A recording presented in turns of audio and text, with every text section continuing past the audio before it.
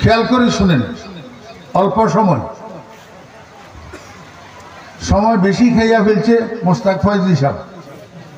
উনি 1.5 ঘন্টার উপরে সময় নিয়ে গেছে। ওনার এক চিন্তা করার দরকার ছিল যে ওনার পরে আরো কয়জন মানুষ আছে।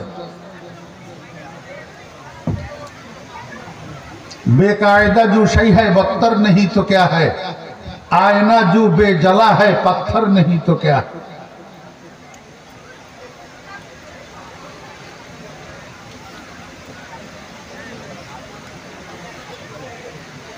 ईमानदार मानुषेर शয্যা पाशे मृत्युर समय आरेकजन फेरेस्ता आसे। फेरेस्ता एटाई मृत्युपथ यात्री मानुष एटारे कय আল্লাহ তাখাফু ওয়ালা তাহজানু। হে ঈমানদার, আজরাইলের চেহারা সুরত যত ভয়ঙ্কর হোক তাতে তোমার কি? তুমি ভয় করিও না, তুমি টেনশন করিও না।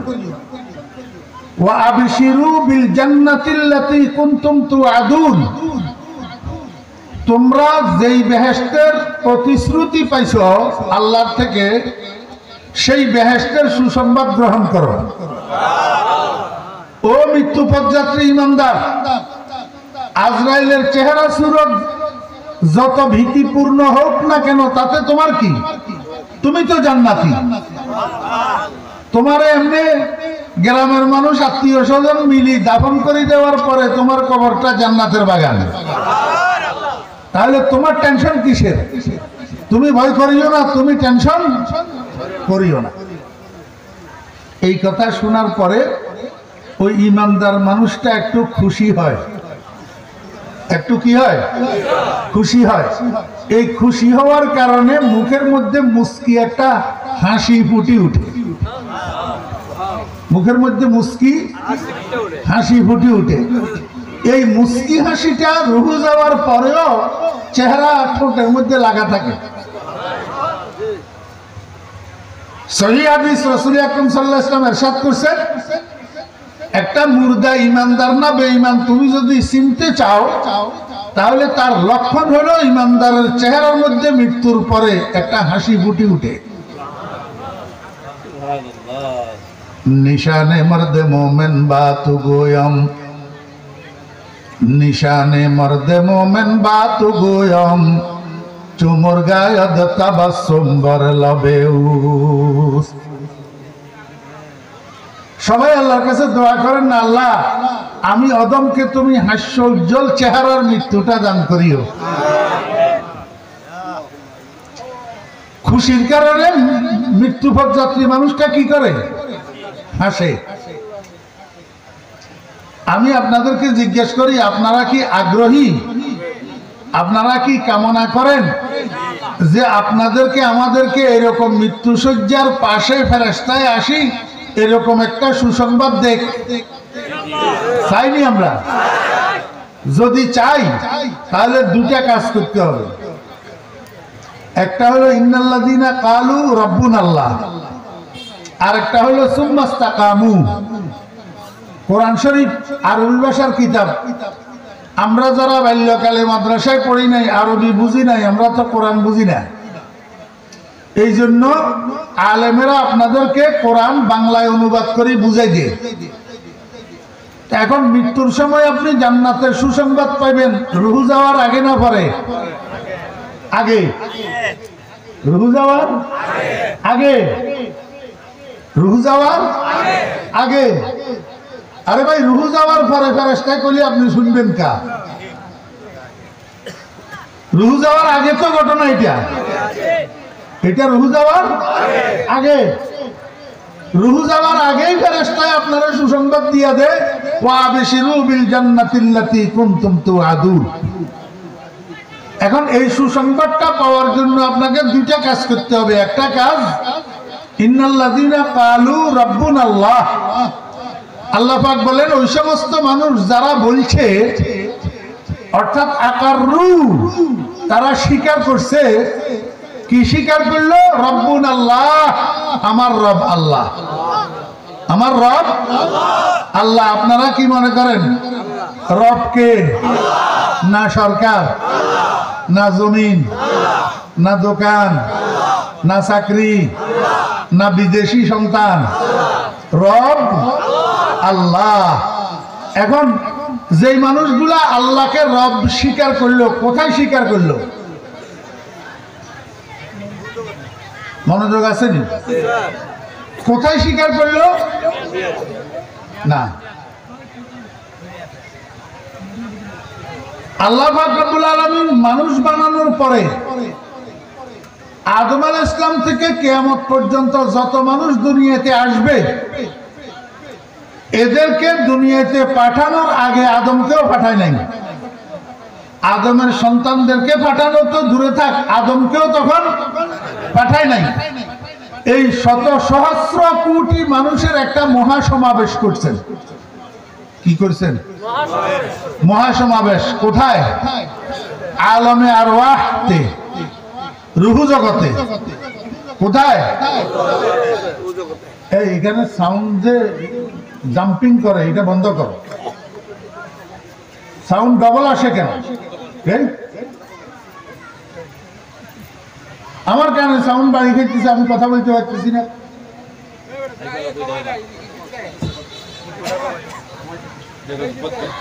মনোযোগ আসেনি?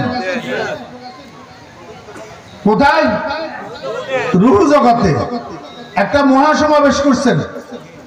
বুঝে থাকলে বলুন তো, ওই মহাসমাবেশে মুসা আলাইহিস সালাম ছিলেন নি? ফেরাউন ছিল নি? ইব্রাহিম আলাইহিস সালাম ছিলেন নি? নমরুদ ছিল নি? মুহাম্মদুর রাসূলুল্লাহ সাল্লাল্লাহু আলাইহি ওয়াসাল্লাম ছিলেন কিনা? আবু জাহেল ছিল নি? বর্তমান খানায় কাবার ইমাম আব্দুর রহমান সুদাইস ছিলেন নি? ডোনাল্ড ট্রাম্প ছিল নি? মোদি দাদা ছিল নি? সব ছিল, সব ছিল।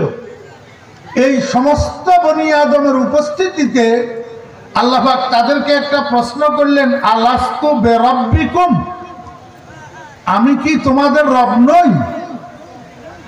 আমি কি তোমাদের রব নই? একটা কথা বুঝিয়েন, আল্লাহ পাকের এরকম আরো ৯৮টা নাম আছে। মোট ৯৯টা সিফতি নাম, একটা জাতি নাম, ১০০টা। মোট কয়টা? ১০০টা। তো ৯৯টা সিফতি নামের মধ্যে একটা নাম হলো রব্বুন। আরো ৯৮টা নাম আছে না? ইলাহুন, মালিকুন, খালিকুন, রাজিকুন, এগুলা আল্লাহ পাকের সিফতি নাম না? আমরা যে কলমা পড়ি, কলমার ভিতরে আল্লাহ পাকের সিফতি নাম একটা আছে নি? কোনটা? এটা ইলাহুন। কি? লা ইলাহা, লা ইলাহা ইল্লাল্লাহ। আল্লাহ ছাড়া আর কোনো মাবুদ নাই। আল্লাহ ছাড়া আর কোনো মাবুদ নাই। এখন এইখানে আলমে আরওয়াহতে আল্লাহ পাক জিজ্ঞাসা করতেছেন, মান খালিকুকা, মান রাজিকুকা, মান ইলাহুকা, মান মাবুদুকা। এটা তো আল্লাহ পাক জিজ্ঞেস করে না। আলাস্তু বে ইলাহিকুম, আলাস্তু বে খালিকিকুম, আলাস্তু বে মাবুদিকুম, এটা জিজ্ঞেস করেন নাই। জিজ্ঞেস করছে কি? আলাস্তু বে রব্বিকুম, আমি তোমাদের রব নই কি? কেন রবের কথা জিজ্ঞাসা করলেন? একদিনের এই অল্প সময়ে এত বিশ্লেষণ করা যাবে না। যখন আল্লাহ পাক এই কথাটা জিজ্ঞেস করছেন, একেবারে শত সহস্র বনি আদম, শত সহস্র কোটি মানুষ, সবাই একসাথে কালু, সবাই একসাথে কালু আয় আকাররু, সবাই একসাথে একরার করছে, স্বীকার করছে, বালা, জি হ্যাঁ, আয় আল্লাহ, আপনি আমাদের রব, আপনি আমাদের রব। আমি শব্দে শব্দে বুঝাই দিতেছি, কারণ গ্রামের পরিবেশ, এখানে অনেক মুরব্বী কেরাম আছেন, অনেক মুরব্বী আছে লেখাপড়া নাই যে এমনও, এই জন্য শব্দে শব্দে বুঝাই দিতেছি। সবাই একসাথে একরার করলো, বালা, জি হ্যাঁ, আয় আল্লাহ, আপনি আমাদের রব। বুঝে থাকলে বলুন, এই স্বীকারোক্তিটার মানে কি? এই স্বীকারোক্তিটা বনি আদম থেকে আল্লাহ পাক কেন আদায় করলেন? মানুষকে একটা কথা বুঝাই দেওয়ার জন্য, হে মানুষেরা, তোমাদেরকে আমি একের পর এক আস্তে আস্তে এখন থেকে কিয়ামত পর্যন্ত দুনিয়াতে পাঠাবো। দুনিয়াতে যাইয়া দুনিয়ার রং তামাশায় পড়িয়া, দুনিয়ার বকবিলাসে পড়িয়া, দুনিয়ার লোভ লালসায় পড়িয়া তোমরা যেন ভুলে না যাও আমি যে তোমাদের রব, আমি যে তোমাদের রব। তোমাদের প্রত্যেকটা কদম যেন রবের চাহিদায় পড়ে, তোমাদের প্রত্যেকটা কথা যেন রবের চাহিদায় বলে, তোমাদের প্রত্যেকটা কাজ যেন রবের চাহিদায় করে। এই জন্য এখান থেকে আমি তোমাদের থেকে স্বীকারোক্তি আদায় করে দিলাম। শুধু স্বীকারোক্তি না, বরং দুনিয়াতে যাইয়া আমি যে তোমাদের রব, তোমরা যে রবের কথা মতো চলতে হবে, এই কথাটা মনে থাকার জন্য, সর্বদা তাজা থাকার জন্য আমি দুনিয়াতে তোমাদের জন্য একটা প্রাইভেট প্র্যাকটিসের ব্যবস্থা রাখছি। প্রাইভেট, এই ভাই, এই আপনার মনোযোগ আছে ভাই?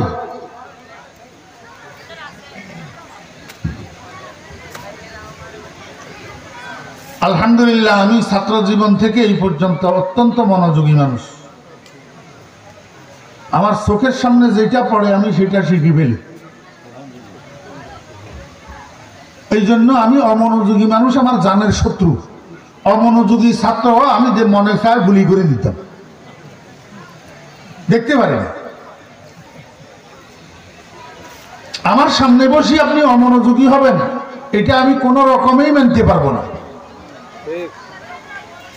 মনোযোগ আসেনি? আল্লাহ পাক বলেন, এই যে তোমরা আমার এখানে স্বীকারোক্তি দিলা, এটা যেন তোমরা ভুলে না যাও। ছাত্রদেরকে আব্বারা কি করে,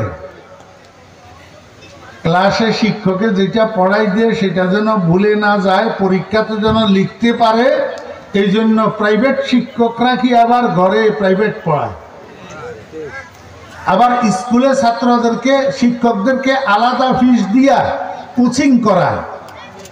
ঠিক না? ঠিক বলে আল্লাহ পাক রব্বুল আলামিন বলে, বান্দা, এই যে আমি প্রথম দিনের ক্লাসে তোমাদেরকে পড়াই দিলাম আমি তোমাদের রব, এইটা যেন তোমরা না ভুলো, কারণ তোমাদের সামনে একটা ফাইনাল পরীক্ষা আছে।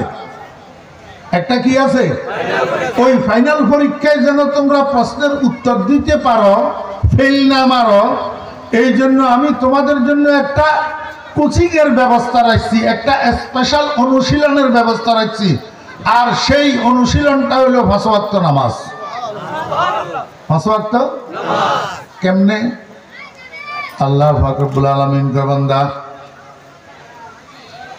দৈনিক যে 5 ওয়াক্ত নামাজ তুমি পড়ো, এই 5 ওয়াক্ত নামাজের প্রত্যেক রাকাতে তোমার 3 অবস্থা। এক অবস্থা হইল সর্বোচ্চ অবস্থা, আর এক অবস্থা সর্বনিম্ন, আর এক অবস্থা মিডিয়াম। সর্বোচ্চ অবস্থা হইল দাঁড়ানোর অবস্থা, আর সর্বনিম্ন অবস্থা হইল সিজদার অবস্থা, মিডিয়াম অবস্থা হইল রুকুর অবস্থা। আল্লাহ বলেন, প্রত্যেক রাকাতের এই 3 অবস্থায় তুমি আমি যে তোমার রব, এই কথাটা তুমি রিনিউ করো। এই কথাটা তুমি কি করো? কেমনে রিনিউ করবা বান্দা? দাঁড়ানো অবস্থায় তুমি বলবা আলহামদুলিল্লাহ, কয় না? নাসিরনগরের মানুষ এত অলস নাকি? হ্যাঁ, ছোট মাহফিলে না এটা। এই গত পরশু আমার মাহফিল ছিল দিনাজপুর শহরে, এই হাবিবুল্লাহ আরমানিও ছিল। মানুষ দেখলে আপনারা পাগল হয়ে যেতেন।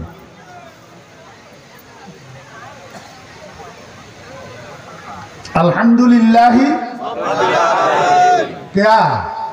কলমা পড়লেন ইলাহুনের, তাহলে এইখানে বলেন না আলহামদুলিল্লাহ ইলাহিল আলামিন। কলমা পড়লেন লা ইলাহা ইল্লাল্লাহ। তো সেই হিসাবে এখানেও তো বলা দরকার আলহামদুলিল্লাহ ইলাহিল আলামিন। আল্লাহ কয়, বান্দা, বেশি পণ্ডিতি করিও না, ক্লাসে যেটা পড়াই দিছি সেটা পড়ো। তুমি শিক্ষকে যেটা পড়াই দিছে সেটা মুখস্থ করো। নিজের থেকে পণ্ডিতি করি আরেক জায়গায় উপন্যাস পড়তে যাইও না, তাহলে ফেল মারবে। হ্যাঁ, আল্লাহ পাক রব্বুল আলামিন বলেন, বান্দা বলো আলহামদুলিল্লাহি রাব্বিল আলামিন, রাব্বিল আলামিন। আল্লাহ কয় বান্দা এবার মিডিয়াম পজিশনে যাও, সেখানে যাইয়া আবার রিনিউ করো সুবহানা। কেন? আগে যেন রাব্বিল আলামিন হইল, তাহলে এবার ইলাহিয়াল আজিম হোক, এবার খালিকিয়াল আজিম হোক। আল্লাহ কয় না, দরকার নাই, যেটা পড়াই দিছি সেটা মুখস্থ করো সুবহানা রাব্বিয়াল আজিম। দেখছেন নি তামাশা? আল্লাহ পাক রব্বুল আলামিন কে বান্দা এইবার তুমি সর্বনিম্ন অবস্থানে যাও, সিজদায় যাও। কোথায় যাইবা? সিজদায়। সিজদায় যাইয়া কি করিবা? না না না না না, সিজদায় যাই ঠোঁটেরে বন্ধ করি উপরে পড়ে থাকিও, কতক্ষণ পরে আবার উঠি যাইও। এইভাবে উঠা নামা করিবা, লেফট রাইট কিছু পড়িও না। আমাদের নামাজি কতগুলো এইরকম আছে, কি করে? শুধু উঠা বসা করে, লেফট রাইট করে, কিচ্ছু পড়ে না, কিচ্ছু পড়ে না। বরং নামাজ যে পড়ে দিল জায়গা কচু খেতে। দিল কোথায় জায়গা? আমার বেহরা দোস্ত আবার, নামাজের মুখ্য অংশ হইল সিজদা। নামাজের মুখ্য অংশ কি? সিজদা। নামাজ একটা মেডিসিন, এটা অহংকার রোগের মেডিসিন, আর মেডিসিন হলো সিজদা। আমার বেহরা দোস্ত বাপ, যার সিজদা যত সুন্দর, যার সিজদা যত কন্টিনিউ, যার সিজদা যত যত্ন সহকারে করা হয়, যার সিজদা যত খুশুর সাথে করা হয়, ওই মানুষটা তত নম্র হয়, তত ভদ্র হয়, তত সভ্য হয়, তত নমনীয় হয়। এখন তো আমরা নামাজও পড়ি, আমাদের মধ্যে নম্রতা ভদ্রতার বালাই নাই, আসেনি? নাই। বুঝা যায় আমার সিজদা ঠিক হইতেছে না, সিজদা ঠিক হইতেছে না। আমার বেহরা দোস্ত আবাব, এই সিজদাটাই হইল সালাতু মেরাজুল মুমিনিন। নামাজকে ইমানদারের জন্য মেরাজ বলা হয়। যে নামাজের কোন অংশটা মেরাজ? নামাজের মধ্যে যে সিজদা আছে, এই সিজদাটা হইল ইমানদারের জন্য মেরাজ। একটা মানুষ যদি পরিষ্কার স্বচ্ছ আয়নার মতো একটা কলব লইয়া সিজদাতে যায়, সিজদায় যাওয়া অবস্থায় তার চর্মচক্ষুর সাথে দুইটা অন্তর্চক্ষু খোলে। এই অন্তর্চক্ষু দুইটা দিয়া সিজদারত অবস্থায় দুনিয়াতে থাকি আল্লাহর আরশ পর্যন্ত দেখতে পায়। কষ্টে কানে খঞ্জরে তো সেলি মেরা, हर जमाया बदजे जाने दिगरा, कुश्ते गाने अश्करा जाने दिगर, हर जमा अज गाइबे एहसाने दिगर। এই জন্য আমার দাদা পীর ফটিয়ার হযরত মুফতি আজিজুল হক সাহেব রহমতুল্লাহ আলাইহি ভোর রাত্রে তাহাজ্জুদের নামাজ পড়ি, মুনাজাত ধরি আল্লাহর দরবারে কাঁদে, মাল দৌলত কি হাওয়া সে দিল সে নিকাল, दिल को पर अनवार कर आए जुल जलाल, दिल हो आए ना तेरी दीदार का, सर झुका कर देख लो तेरा जमाल। या अल्लाह আমার দিলের মধ্যে দুনিয়ার মাল দৌলতের মহব্বত ভর্তি হইয়া রইছে, মাল দৌলতের লোভ লালসা ভর্তি হইয়া রইছে। এই মাল দৌলতের মহব্বত, মাল দৌলতের লোভ লালসার কারণে আমার কলবটা অন্ধকারাচ্ছন্ন হইয়া রইছে। মাওলা, আমার কলবের থেকে মাল দৌলতের মহব্বত বাইর করে দাও, মাল দৌলতের লোভ লালসা বাইর করে দাও, আমার কলবটাকে তোমার নূরের দ্বারা আলোকিত করে দাও। রব্বুল আলামিন, আমার কলবটাকে একটা পরিষ্কার আয়নার মতো করে দাও, যাতে আমি মাথা ঝুঁকাইয়া সিজদা অবস্থায় তোমার দিদার লাভ করতে পারি। দিল হো আয়না তেরি দিদার কা, সর ঝুকা কর দেখে লো তেরা জামাল। কারে বয়ান করতাম? অরণ্যের ওদনের মতো। এই জমানার মানুষ হাজারে কয়জনে এই কথা বুঝবে? কে বুঝবে এই কথা?